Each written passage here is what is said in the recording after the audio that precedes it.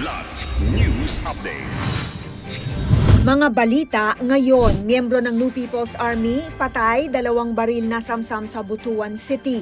8.3 million pesos na halaga ng smuggled cigarettes na sabat sa Bacolod City, 3 arestado. DSWD Calabarzon handa sa posibleng pagputok ng Bulkang Taal. Ako po si Cesar Sorian para ihatid ang mga nangunang balita sa buong kapuluan ngayon. Patay ang isang kasapi ng New People's Army o NPA at 2 barilang nakumpiska ng 29th Infantry Battalion matapos ang magkahiwalay na engkwentro sa Sitio Banbanon, Barangay Pianing, Butuan City noong July 7, 2025. Bandang 5:20 AM, tumakas ang mga rebelde matapos ang unang sagupaan na nagresulta sa pagkabawi ng isang M16 rifle. Pagsapit ng 7:30 AM, muling nagkaroon ng putukan. Dito napatay ang isang rebelde at narecover ang R4 rifle. Ayon kay Lieutenant Colonel Mark Tabon, commanding officer ng 29th IB, naging posible ang tagumpay dahil sa tulong ng mga residente. Hinimok naman ni Major General Michel Anayron Jr., commander ng 4th Infantry Division ng Philippine Army, ang mga natitira pang rebelde na sumuko. Nasabat ng mga otoridad ang humigit kumulang 147 na mga kahon ng hinihinalang smuggled na sigarilyo na tinatayang nagkakahalaga ng 8 million pesos sa baybayin ng Barangay Tango, Bacolod City, Kamakailan.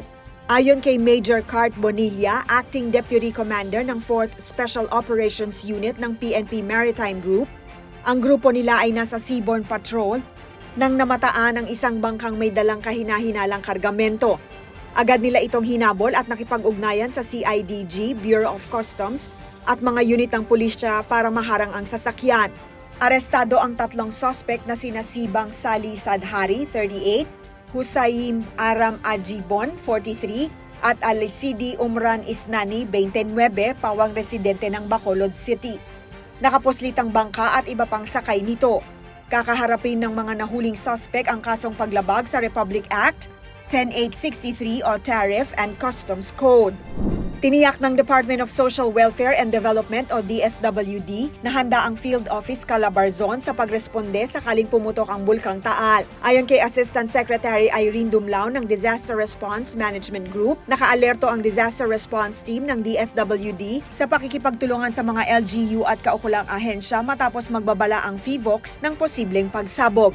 May naka-preposition na 207,408 family food packs at 13,178 non-food items gaya ng hygiene at sleeping kits sa rehiyon. Naka-standby rin ang quick response teams ng Disaster Response Management Bureau para sa agarang deployment.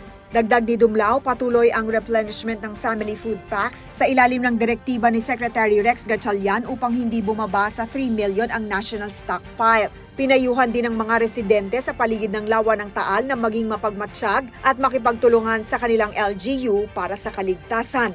Para sa Kidlat News Channel, ako si Rosalyn Sinchonco, nag-uulat. Ako po si Cesar Sorian, kasama nyo sa bawat pagputo ng balita.